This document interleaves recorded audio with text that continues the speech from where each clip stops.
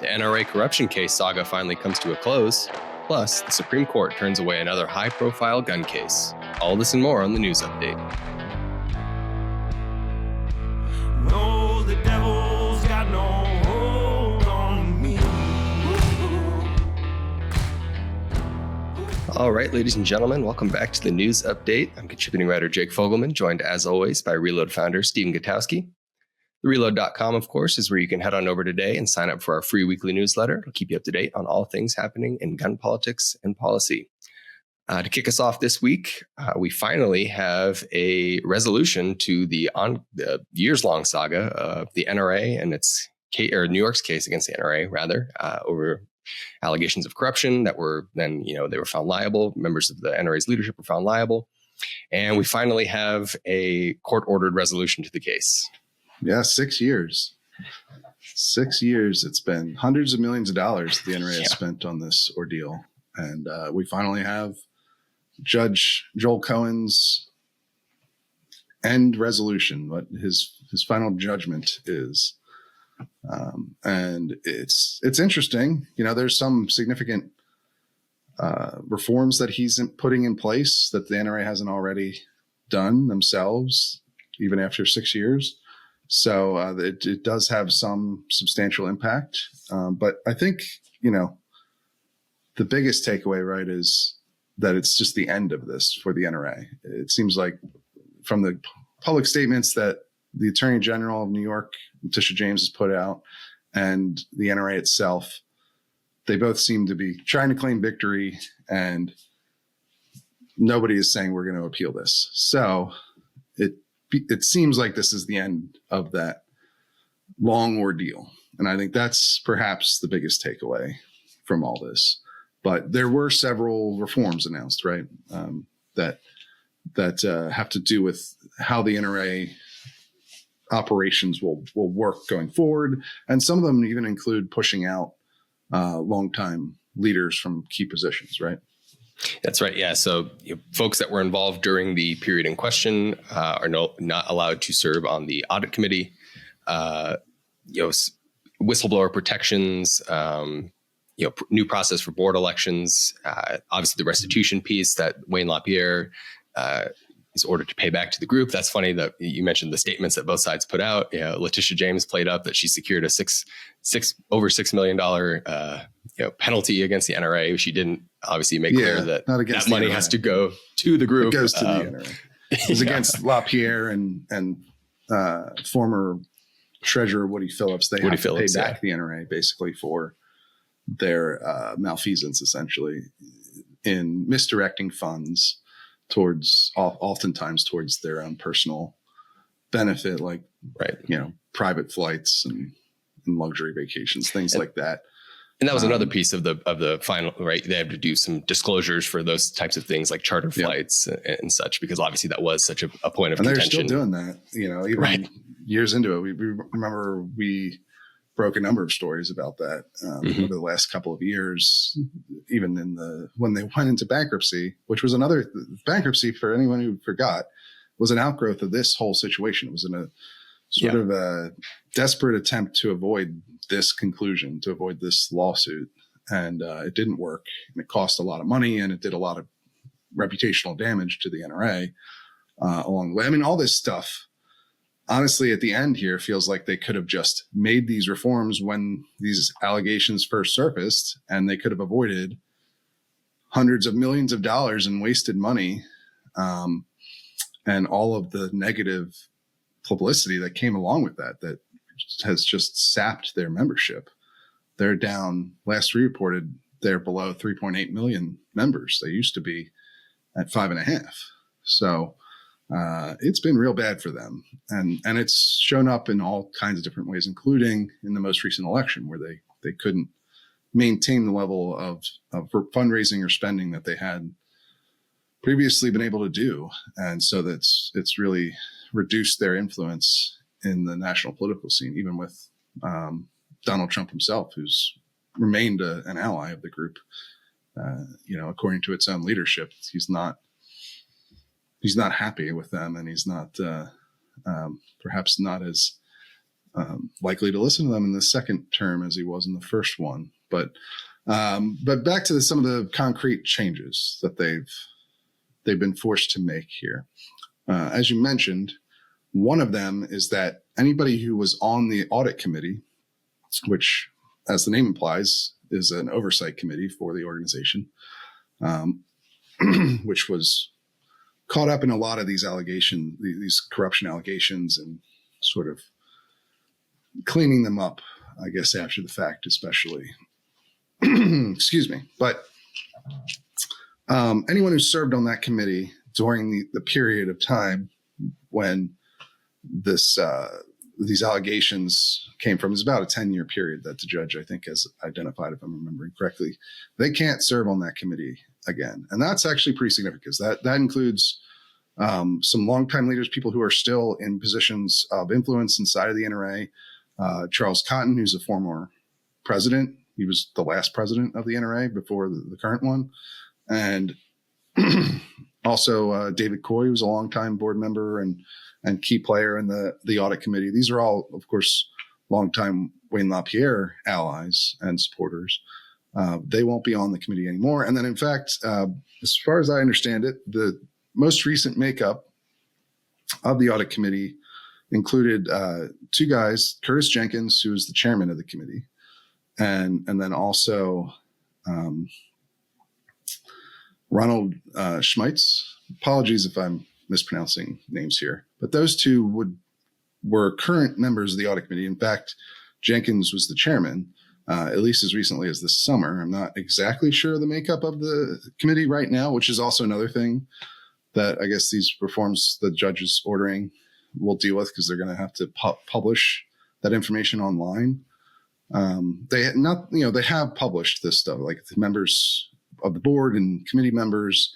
Usually they'll publish it in their member reports during the annual meeting, things like that. So it's not necessarily hidden, but it's not something that is, if you're an NRA member, is in constant grasp for you. You can't always see who's on whatever committee at any given time. Not that there's a ton of changeover throughout the year, but regardless, these two board members would, I believe, fall under this prohibition now. And so they won't be able to be on the audit committee, and they'll have to be replaced by newer board members, or at least board members who haven't served on that committee before, which probably gives a hand to the reformers on the board. So it seems like a lot more of them will probably be moved into these sorts of positions, even really just out of necessity, because some of the people who still oppose a lot of these changes are now going to be barred from serving in some of these important leadership roles. So it does create that incentive or it gives a leg up to reformers within the NRA. And another reform that also helps with that is the way that the judge is ordering them to conduct their board elections, at least for the next several years, which is that they have to nominate 20 new board members every election cycle. So presumably that'll lead to fresh new people coming into the board. There'll also be a committee that they set up. They have to set up to really examine internal operations at the NRA and come up with reforms that will help it to operate more efficiently and with less chance of corruption in the future. So there's going to be a new board committee created to do that, to look over things like the size of the board itself. 76 members has been one of the critiques that reformers have had of the organization's structure for a long time. So the judge didn't order them to change that, which I think is something the AG had wanted, him to order them to make some of these reforms directly, or to give the AG more oversight into how this stuff happens. So the AG did not get necessarily everything she wanted. Certainly didn't get everything she wanted from the beginning. This wasn't a total victory for the AG either. They're both trying to claim victory in these public statements, but neither one of them really got the stuff they truly wanted. The AG wanted to shut down the NRA altogether, if you recall back to the beginning of all this. And that certainly didn't happen. And then she wanted a court-appointed overseer. That didn't happen.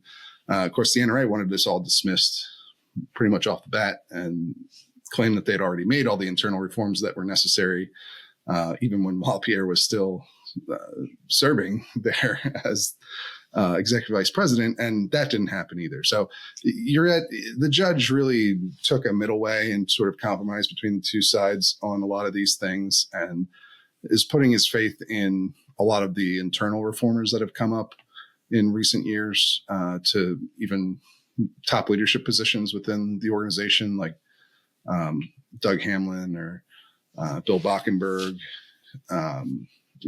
Mike Vaughn. These are the top leadership, top elected leadership of the NRA at this point.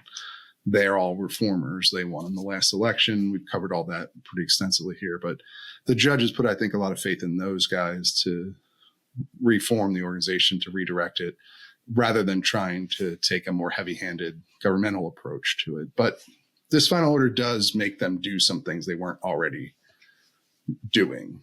It does reinforce some of the stuff they were already doing. For instance, the compliance officer that the NRA appointed, he will get more protections and more independence through this order. There's a number of things that the judge is making them do with regards to him and his contract, and allowing him more leeway or avoiding any potential leverage that NRA officers might have over him. So, and then he's also making the NRA appoint a consultant to do something similar to what the committee is doing, just basically go through and look at the internal operations and make recommendations for how to improve them. But also that's where the judge, there's a number of things where the AG wanted something and the NRA said they didn't want to do it that way. And the judge kind of chose a middle path. And the consultant's another one of those where the NRA is going to be the one who goes through and picks out the candidate for who the consultant should be. But the AG is going to be able to give input on that. And then the judge is going to be the one who approves it, whereas the AG wanted to have more of a say in that process and be able to veto NRA picks. And so the judge didn't go that path, but he did say, he is making it so that he'll be the one who ultimately decides whether or not the AG has a good objection to the consultants and things like that. So, you're still ending up perhaps at the same outcome, but one that's maybe either side feels is a little fairer to them. Same thing for the settlement with LaPierre and Woody Phillips. There was an argument over that in court about the NRA was suggesting perhaps they didn't want the AG to have full control over that process either, because technically the AG is the one who recovers this money and then they give it to the NRA. And the NRA had concerns that the AG might string out that process of getting the money back, and they wanted to have flexibility to take less money than what the jury determined that LaPierre and Phillips owed the NRA, perhaps if it would get them money faster was sort of one of their arguments. And so the judge took another sort of midway path on that one, where he said, the money is going to go directly to the NRA, and it's not going to be like held at the AG's office first, or there's not going to be an intermediary period like that. However, the NRA isn't going to be able to reduce the amount owed by LaPierre or Phillips without the court's approval beforehand. So, this is another area where each side wanted something pretty different, and the judge didn't give either one of them exactly what they wanted. He picked a third way solution for that problem. So And also, there's going to be a bunch of interest on this money that LaPierre earns, like a 9% interest rate. That starts accruing back when the jury handed down its verdict in February. So, there's quite a bit of incentive for LaPierre to try and pay that off as fast as he can, I suppose. But we'll see how that all works out, or what happens, with those payments. But in the end, I think, I don't know, to me, the end of the trial, the end of this legal ordeal is probably the biggest takeaway for the NRA overall, because now they can fully begin to move past all of this, perhaps. Yeah. At least it gives them the opportunity to do that. There's still a lot of internal debate over, the Brewer law firm, which has represented them throughout this and has been a big reason why it's cost so much money for them to fight this case, and what the relationship between Brewer and the NRA is going to look like after this final judgment is unclear. How the audit committee gets refilled with other board members, we don't know. What happens to those board members who are now barred from serving on the audit committee? I mean, they're not barred from being board members or other leadership positions. Wayne LaPierre is. Wayne LaPierre can't serve in any fiduciary role for the next 10 years. He can volunteer, I suppose, for the NRA if he wants to, but he can't be in charge of financial decisions in any way. But how does the NRA move on from here? What are they, does this internal fight continue to fester? Do these people who have been barred from the audit committee resign from the board? Do they continue to serve in other capacities? What is the balance of power going to be moving forward? I don't know. That's the stuff we'll have to keep watch on. Can they recover is the biggest question. Can they get those members back now that this is all over? That's what we'll have to see. I don't know. What are your big takeaways? I would say that to me is that there's still a lot, sort of up in the air. Is there a path forward? Obviously the big thing, the albatross around the NRA's neck is now, you think, done, but that still opens up many questions about the group's future. Does it have a future? Can it ever recover? And that to me is going to be the stuff that we're going to have to keep an eye on. And obviously listeners can stay tuned at the Reload when we'll be all over this stuff. So yeah, we will continue to cover it for sure. I mean, there's so much damage over the years to their brand and reputation. It's going to take a lot for them to climb out of all that. But with the legal aspect of it now off the books, maybe they can start doing that. How successful they'll be is another question. Yeah. But what else we got this week? Yeah. The other big story that we covered this week comes out of the Supreme Court. They released an orders opinion, and gun owners probably won't be shocked. They're not taking another Second Amendment case, at least not this one that they were considering. Wilson v. Hawaii, they declined certiorari. Listeners may recall that this is the Spirit of Aloha case, right? Fairly notorious case. Yeah, the Spirit of Aloha decision out of the Hawaii Supreme Court, where they reinstated gun charges against a man charged in 2017 for carrying a firearm without a permit while he was out on a hike, and he was on private property, so there's some trespassing involved as well. But he tried to have those dismissed because at the time Hawaii didn't grant people permits. This is obviously the big thing at issue in Bruin. But you mean that literally, right? You mean that completely literally? They didn't grant quite literally in 2017 when this man was charged, the entire state of Hawaii did not issue a single permit. So, but the Hawaii Supreme Court, when reinstating his charges, said that's okay because under the state constitution, there is no right to bear arms. Even though our state constitution matches what the federal Second Amendment says, we interpret it differently. There's no right to bear arms, and the Spirit of Aloha is our history and tradition. We don't have to abide by the Bruin standard. And the Supreme Court said we're not going to take that case. So probably a big disappointment to gun owners and gun rights advocates, I'd imagine. But there is a little more than just they didn't just not take the case, right? We got a little more context from some of the justices, right? Yeah, another one of their recent trends is when deciding not to take these cases, they write separate, at least Thomas, and in this case, he was joined by Justice Sam Alito, wrote a separate statement saying, we're not taking this case because of the posture it's in. Once again, the Reload buzzword of the year, interlocutory posture, because it's not, this guy hasn't been convicted yet. There's still work to be done in the trial courts.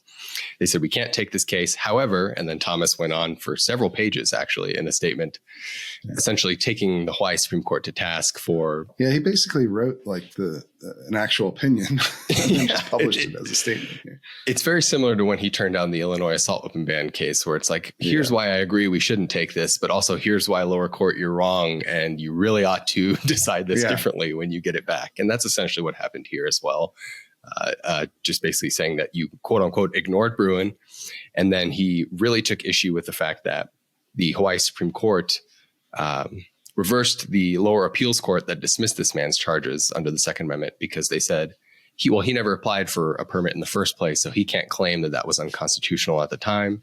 And Thomas basically went at length saying that that's preposterous and you can always raise the Second Amendment as a defense. So just forcefully saying that the lower court was wrong, but we're not going to do anything about it is essentially the gist. Yeah, not yet, at least. Not yet, yeah. And Gorsuch also wrote a statement too, right? Yeah, this to me was interesting because Thomas wrote his, Alito joined Thomas's, and then rather than join that statement, Gorsuch wrote his own that emphasized basically the same things that Thomas's did, a little more emphasis on the criminal justice implications. He really made a point to talk about the fact that he's troubled that this man, while they wait for the case to play out, faces a strong possibility of being convicted and possibly serving jail time for something that all the justices seem to agree is unconstitutional. Or at least those three justices. At least those three, yeah. And certainly under Bruin, you would imagine the six conservatives that signed on to that opinion would agree it's unconstitutional, since they struck down New York's very similar law. Which, I think to most people that is troubling, putting people in jail for unconstitutional laws. Yes, it's this continues, like you mentioned at the top, this continues to be a trend among the Supreme Court where they reject these cases that aren't fully litigated yet. And I don't know, it's a bit of a perplexing thing to me. Obviously, we only really follow the gun side of the Supreme Court. So I don't know if there's something I'm missing on this, but I don't feel like they're always rejecting interlocutory cases, right? They take up some of them. So why they've decided for Second Amendment cases that this is the standard they're going to abide by all the time is a little confusing to me. But maybe we'll have to have somebody who's more of a Supreme Court expert on the, just how the court operates generally, explain why they're doing things this way. But it does also make me wonder just about the state of play of the Second Amendment among the justices, because you keep getting these statements from Thomas and Alito and Gorsuch, and they're rarely, or I don't think they've been joined by Kavanaugh, right? Or Barrett or Roberts or Barrett. Yeah. So you kind of wonder, like, man, so there's three who seem pretty primed to strike down, or at least to dismiss this guy's charges. You only need 4 to accept the case. And like you said, 6 signed on to Bruin, which basically the Hawaii Supreme Court is not just ignoring, but outright rejecting. Yeah. So it's just kind of interesting. I mean, I don't know, kind of wonder what's going on there. I don't know. I mean, I think you're going to have a piece that talks about some of the themes and what they've written in these statements over the last year or so.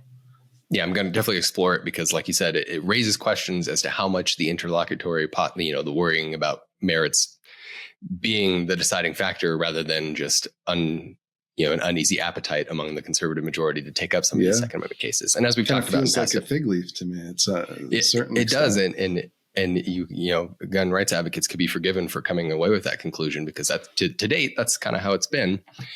They're always putting it in there. Like read these statements, read that Thomas statement. It's basically an opinion that he's writing, and he's just sort of hand waving at the top of it, like, "Oh, I know we're only not taking this because it's not at the right phase of the case yet." And it's like, how many times are they going to write that before? Right. you start to wonder if that's actually what's going on, or if there's something more significant to why they're not choosing these Second Amendment cases. But, they have taken other gun cases. They haven't done a Second Amendment case since Rahimi, where Thomas was notably in the dissent, right. The only one to dissent. And so you kind of wonder about his pull with the justices on Second Amendment stuff right now. Alito did join his statement here, so I don't know. But this is the thing with the Supreme Court. You can't know for sure, and a lot of this is tea leaf reading. Like, this is what we get from them. We can't know for sure. They don't disclose all their thinking until they're through writing the opinions, finalizing them, which can be like right up to the last moment before they're released. So, right. All we can really do is read what they put out, try to make educated guesses based on that, and then wait for them to actually act and see what they do. That's right. But like I said, we'll stay on top of it as they, keep confronting these cases to see if maybe one of them gets through at some point. Moving on to another story we covered, we're just going to briefly talk about here in this episode because we're going to cover it more in depth in your interview podcast. And that is the latest reporting on the United CEO assassin.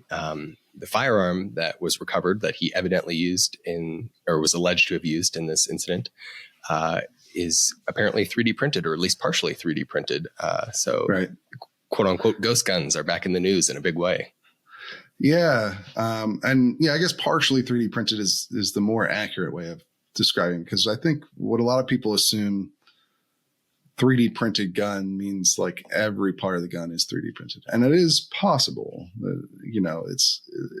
There are designs out there that are somewhere in the realm of at least the vast majority of the parts are 3D printed. But most 3D printed guns, including the one that's been recovered by police in this case, as I was explaining on CNN the other day, most of the parts are not 3D printed. The only part that really is 3D printed is the frame of the gun. So if you were to handle a modern semi-automatic pistol, you'll know that the vast majority of them now have frames that are made of polymer or plastic, and that's the part that you print in this case. And in fact, even that, oftentimes you'll still need to incorporate metal rails for the slide to ride along for the gun to really operate reliably, or at least more reliably. So even the frame is not fully 3D printed in many cases today with 3D printed guns. But yeah, it's fascinating that he went this path. And I talked to a number of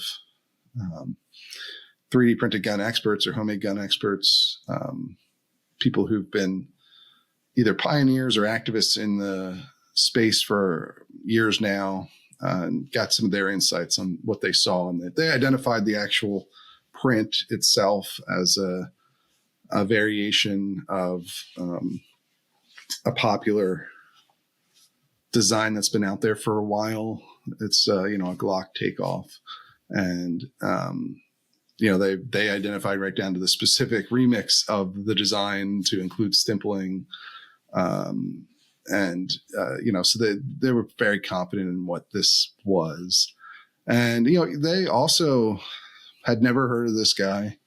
He doesn't seem to have been an active member of the 3D printing community. It's not, and I will say that I think that's this is an odd description, I know, but it's a pretty tight-knit community, or at least a community where it's small enough. It's an enthusiast thing. It really is, to where the vast majority of people who are very active in this know all the other people who are active. They might not know the person's actual name, because anonymity is obviously a pretty key feature to 3D printing guns or homemaking firearms for a lot of people. Not everyone, but it's a lot of people like that aspect of it, even if they don't intend to. Criminals like that aspect of it too, because they want to stay off the radar. But lots of people who aren't criminals, I have probably the vast majority of people who actually make 3D printed guns are not using them for any criminal purpose.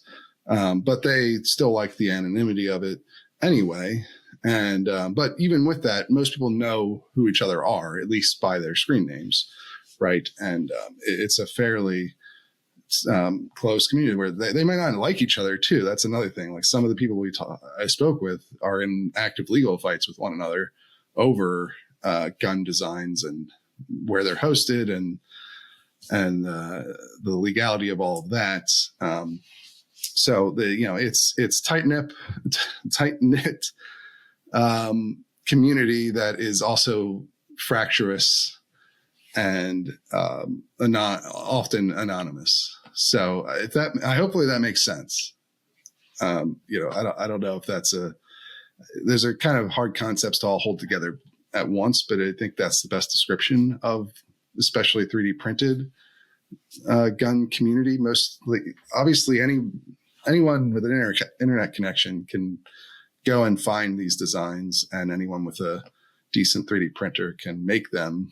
It's not necessarily a high skill level operation anymore.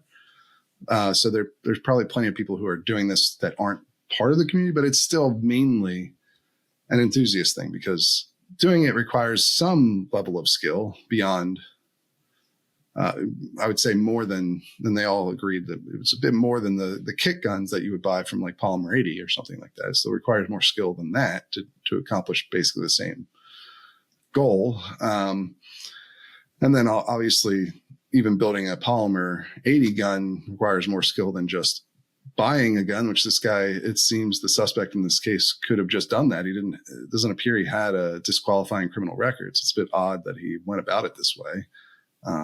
But yeah, nobody knew who he was. He's not sort of an active member of the 3D printing community. And no one could really figure out why he chose to do 3D printed gun instead of just buying a regular one. Because as I mentioned, he could have just done that. He didn't have any sort of disqualifying criminal record. It's generally more expensive to make your own 3D printed guns than it is to just buy a regular gun. And it's more time consuming, obviously. These are many of the reasons why this has remained more of a hobbyist thing. And they also are harder to get functioning properly than just a factory made firearm is, which also probably contributed to some of the malfunctions that we saw this guy have in the video of the shooting. So I don't know. There was some speculation. There's a long piece.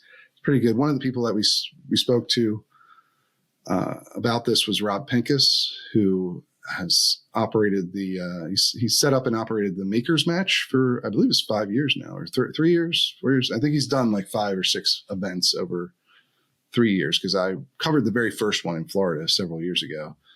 And so we're going to have him on the interview podcast to get a little more in depth in some of these questions and maybe some of the fallout, what he sees coming down the line from this.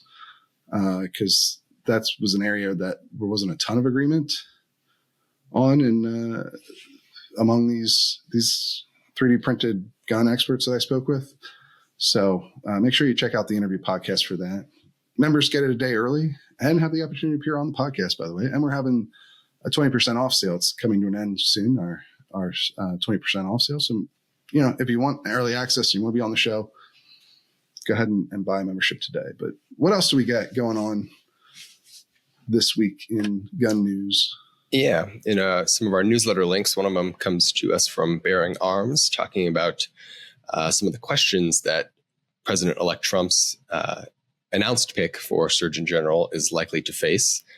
Jeanette Neshwat, I'm sorry, I'm probably butchering her last name, but is his pick for Surgeon General. And she has an interesting both background with firearms, and obviously that position under the Biden administration has also become much more politicized in the realm of guns.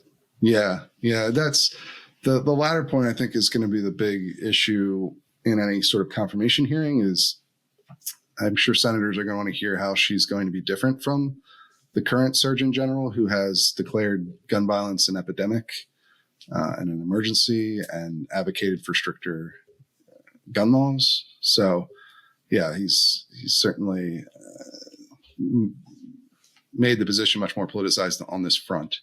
And we don't have anything right now reporting on this Trump nominee that she's taken positions on gun policy one way or the other in the past. So it's a little different from like the DEA pick we discussed earlier, or Pam Bondi, the Attorney General pick.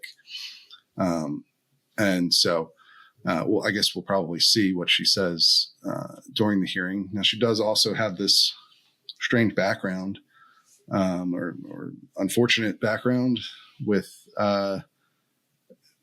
what police called an accidental shooting, a freak accident, where I guess when she was 13, according to the New York Times report on the police report that they recovered about this incident, she went to she was trying to find scissors and went into her father's room while he was sleeping and reached for a tackle box that was above his bed and knocked it off the bed, and it fell down, and there was a .380 pistol of some kind that came down either in the box or alongside the box, fired after hitting the ground and hit her father in the head, killing him. So that's the description that she gave police at the time. And so,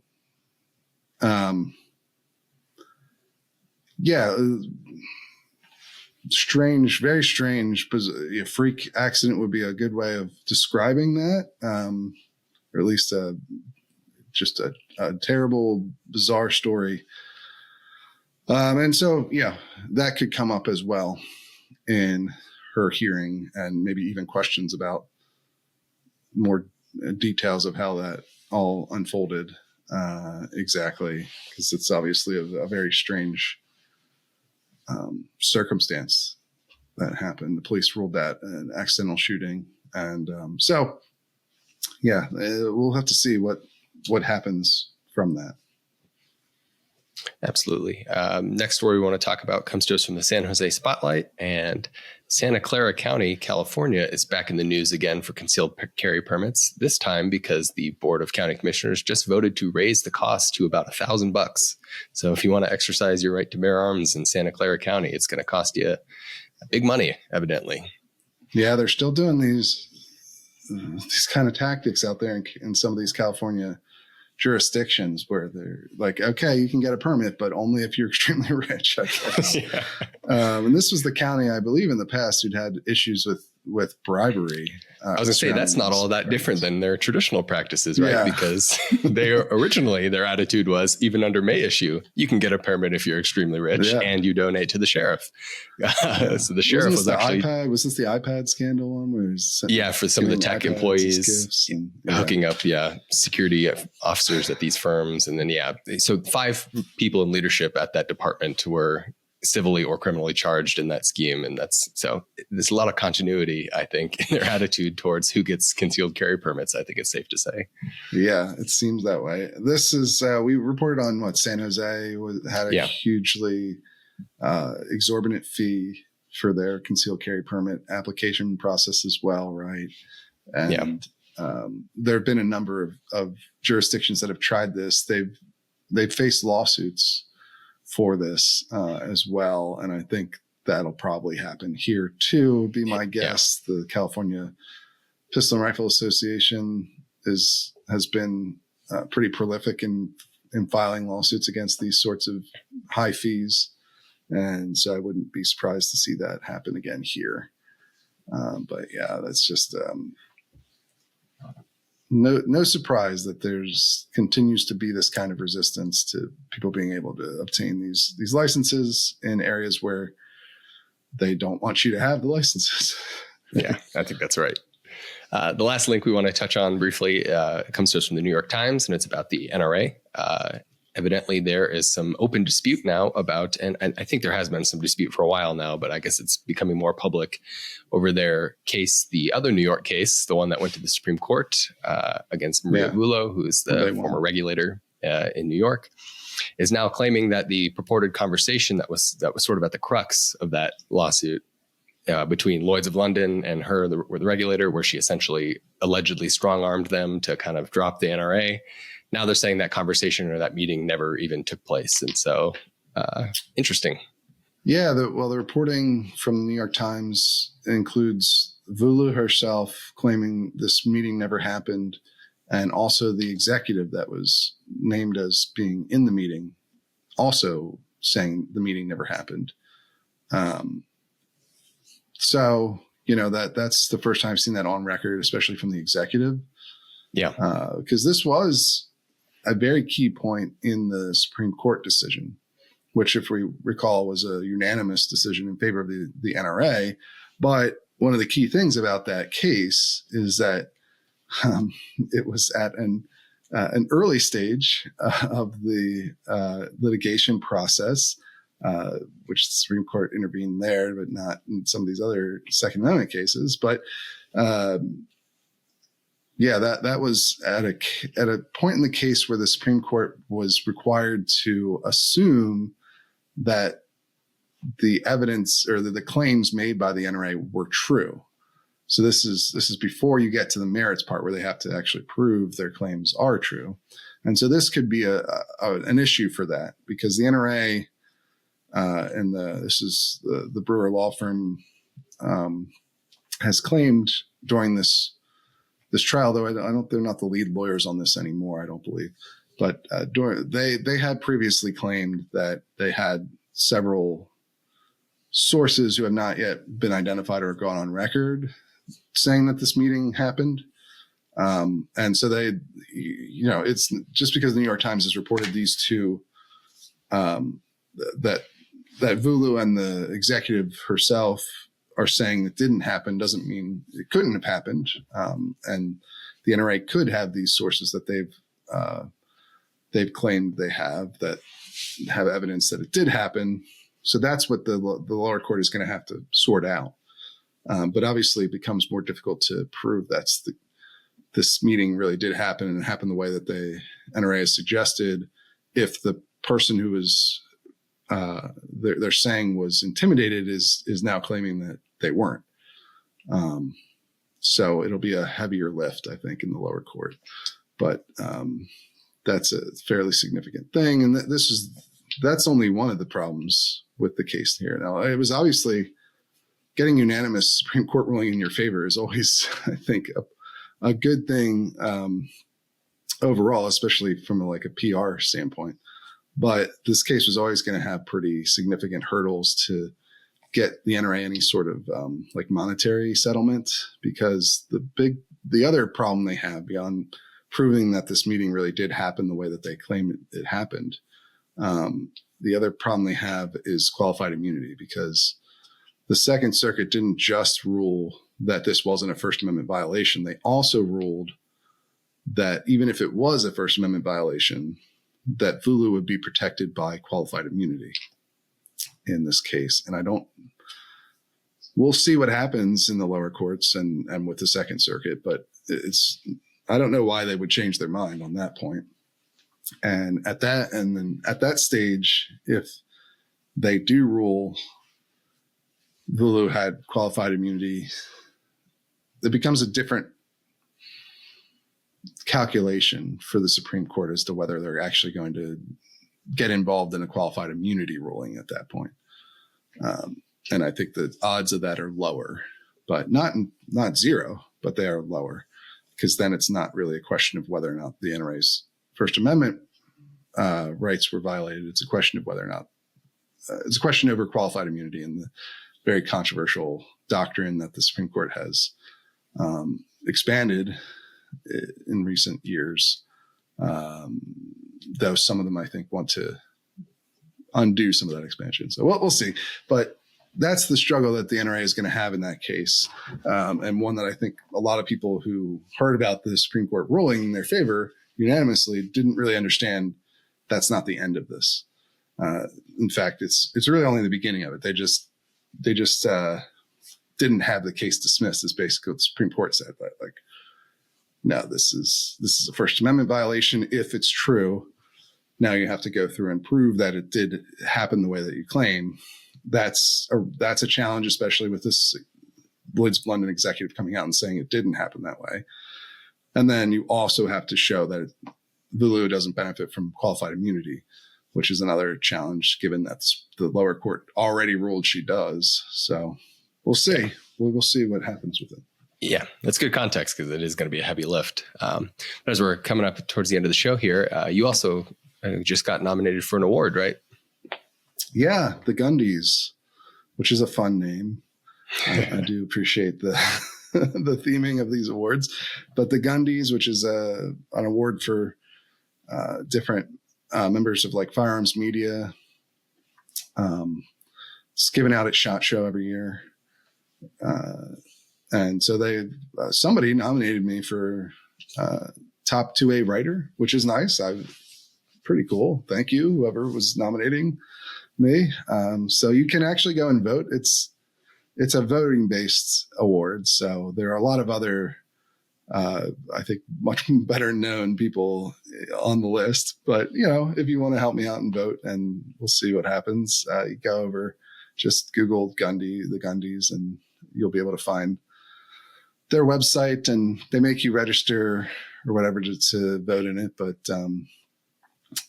if you're interested in supporting my candidacy for a top 2A writer of the year at the Gundys, that's how you can do it. And I'm just flattered to be nominated for that. So it's a nice acknowledgement of the kind of work that we do here at the Reload. So thank you to whoever was out there nominating me for that.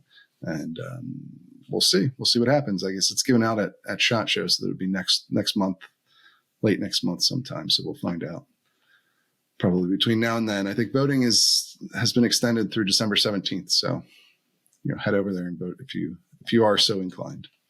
Yeah. And folks can also, if they're outside of the Gundys, can also check out your appearances on CNN, because you've been doing that quite a bit in recent days, right?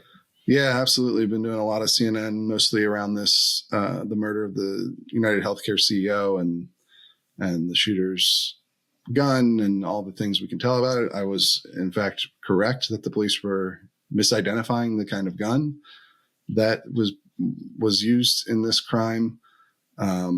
And I was on CNN explaining why that it couldn't be the one that they were claiming it may be. So I guess I was vindicated on that front once they actually caught the guy and recovered his firearm. But yeah, I would expect to be on there as this case unfolds as well.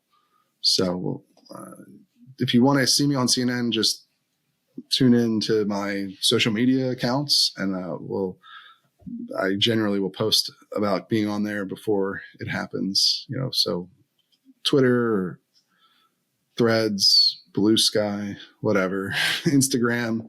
I try to keep up with anybody wherever they are, whatever platform they prefer. So, just follow me on one of those. And of course, I try to post the clips after they happen and put them in the newsletter for anybody who's interested in watching them. Sometimes I get to do pretty long segments on there too. Which is unique for cable news. You're only usually getting a couple words in before it moves along. But I did CNN International this week, and I think it was like a 7-minute segment, which is like a marathon in cable news world. But I thought it turned out really well, and people can check that out. It's in the newsletter. I put a link to it this week. So and I'm sure I'll be on again shortly here. So that's the best way to keep up with me. Just follow me on social media, and I'll say whenever I'm going to be on, and you can tune in to CNN for those segments. But I